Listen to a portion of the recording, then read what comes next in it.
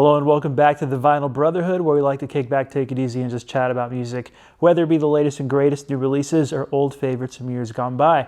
And speaking of old favorites, today we are going to talk about the 1971 album by America, titled America. It's a self-titled record. Very, very good. I can't wait to revisit with you guys, so get comfortable, relax, and we'll get started here momentarily.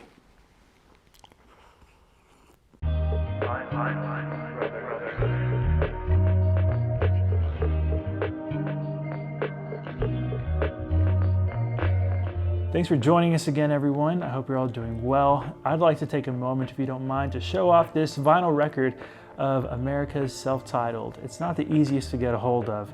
It would have been an otherwise early vinyl purchase, but unfortunately it had eluded me, that is, until my brother, producer Ian, and my dad gifted it to me for my birthday a while back, and I couldn't be more grateful. Now, here's a group we're all at least a little familiar with. America had a string of solid records throughout the early and mid-70s and some hit singles beyond that decade, but it's probably safe to say that their self-titled debut album from 1972, or 71 rather, is still their most revered work to date. Despite their songs occupying a permanent place on classic rock radio and in my heart, I sort of get the feeling that this group, or at least this album, tends to go a bit underappreciated. So my goal today is to win you over to the side of America appreciation, if not fandom. Speaking for myself, I don't think it's possible to be upset when any of these folk pop classics are getting airplay, and if you keep an open mind, I think you'll love it as well. It's a classic for a reason, you know? So, as per Vinyl Brotherhood tradition, we'll get things started by giving this a quick spin on our record player.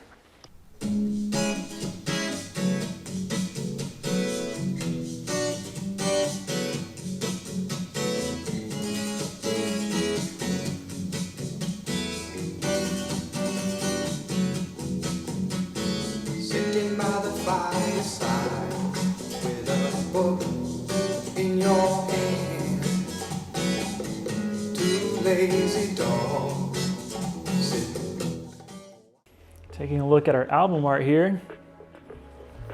Very warm color palette. We got our three guys here, Dewey Bunnell, Jerry Beckley, and the late Dan Peake. Dewey and Jerry are still at it. They still tour. We actually saw them live, was that 2019?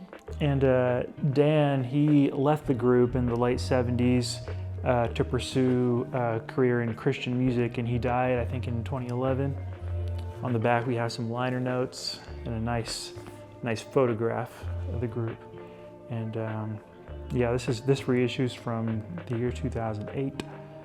And yeah, Horse with No Name is on this.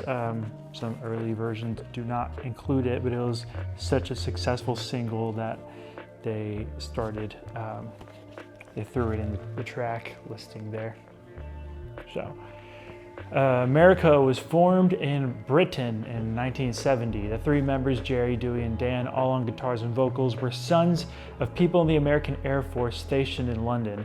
Together they developed a sound that's comparable to the likes of the Eagles, Crosby, Stills and Nash, and other acoustic-oriented groups at the time. And that's more or less what they've been doing for the last 50 years, although their sound has become somewhat more adult contemporary over time. But this first album finds them drifting in and out of their lane just a tad, with touches of rock and soft pop. It's quite interesting. So let's work our way down the track listing, and we're off to a fantastic start with Riverside. The album is a pretty good variety of instrumentation, and consequently some songs are more stripped back than others, but Riverside features what one may call their full sound, complete with many trademark elements of America's presentation. Each member of the trio typically takes turns singing lead from song to song, but on Riverside they all sing together, showing off their affinity for vocal harmony, and it feels appropriate for the song that kicks off their entire discography.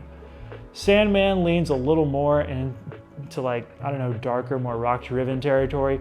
From what I've read, this song is about Vietnam soldiers trying not to fall asleep, fearing the possibility of being killed while they were sleeping. It's rare and uncharacteristic that America goes as hard, but thankfully, the song doesn't feel too out of place on this album, and the thrilling finale ensures that it was all very well worth it. Our next song, Three Roses, is what I consider to be a highlight on the album, led by Dewey.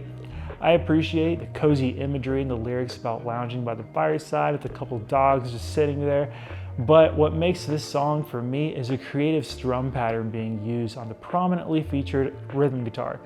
There's a lot of variation in his technique, and it's cool to follow along with the other parts of the music as they weave in and out. So yeah, Three Roses is amazing. Horse with No Name is arguably the most well-known song by America. Actually, it's a song that first familiarized me to the group due to it being featured many years ago on VH1's list of all-time worst songs. Well, they were dead wrong about their number one choice, Starships We Built the City, and they were just as wrong about Horse with No Name. I remember listening to Horse with No Name on my Zune while I was filling out a worksheet in my world history class, getting irrationally upset that such a gem would be treated in such a disparaging manner. Dewey Bunnell is painting a picture for his audience with this song, and to say that it isn't about anything or that it's pointless is being, I think, a little overly dismissive. Not saying you have to love this song by any means, but I just ask that you bring a real argument to the conversation. The instrumentation on Horse with No Name captures that quiet, dry, and sparse southwestern desert feel, keeping the performance somewhat small and moving at a lazy pace.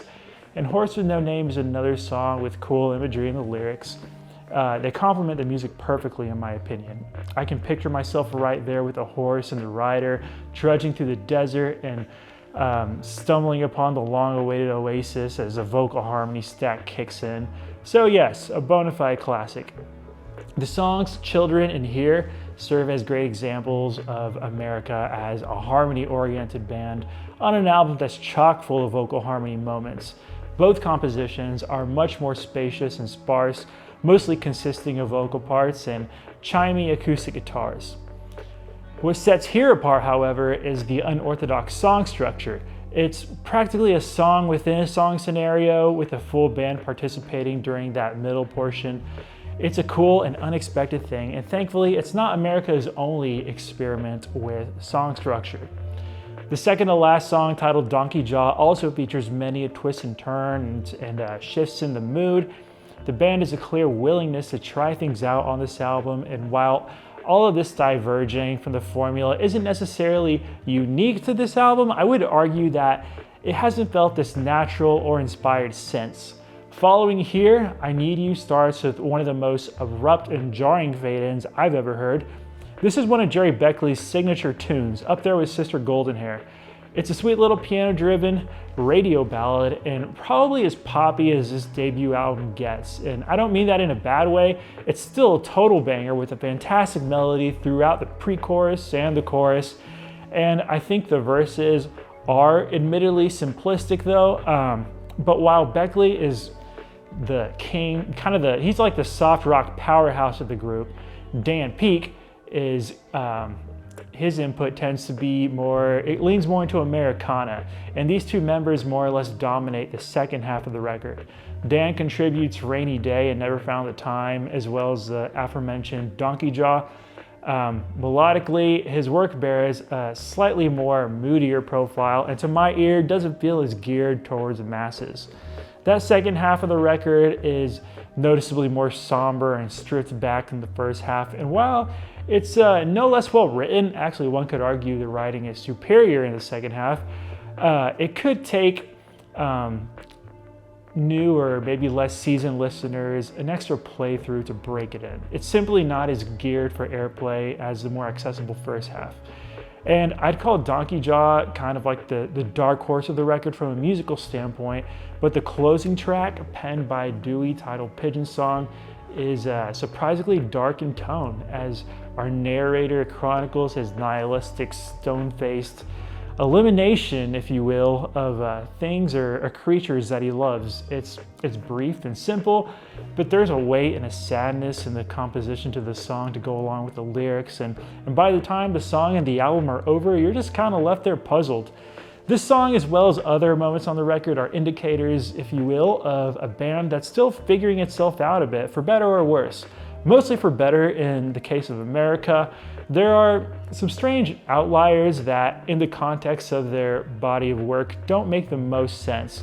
But that's also the beauty of this album, and the same might be said for their next couple of albums as well. This colorful, exploratory era of this particular group doesn't last forever, so we best appreciate it while we have it. America embodies a lot of the things that I value most when I listen to music. The harmonies are lush and gorgeous. The melody lines are very thoughtful, and I love the album's soft, relaxed nature. The warmth of the production is fantastic, like a cozy blanket for your auditory receptors, and it just has a pretty old school approach. And yeah, the instrumentation is so straightforward and organic that one could listen and think that the album was recorded yesterday. It's aged incredibly well. And the elements that do resemble a bygone era are only dated in the best way in regards to like the production values and their approach to songwriting. And I heap all this praise as someone who isn't the biggest lover of folk music. Something about folk music post 2000s, it doesn't really vibe with me. Maybe the external influences that touch the sound of today's major acts shifted things towards a sonic direction that I'm not as crazy about, but this brand of 70s folk rock, I'm all about it. There's many a great 70s record out there, and I'm just here to say that if you happen to stumble upon this one, I think you'll find that there's plenty to appreciate it. So I highly recommend it, and that's more or less what I have for this review. So barring some final thoughts, so let's head back to our living area, and I'll send you on your merry way.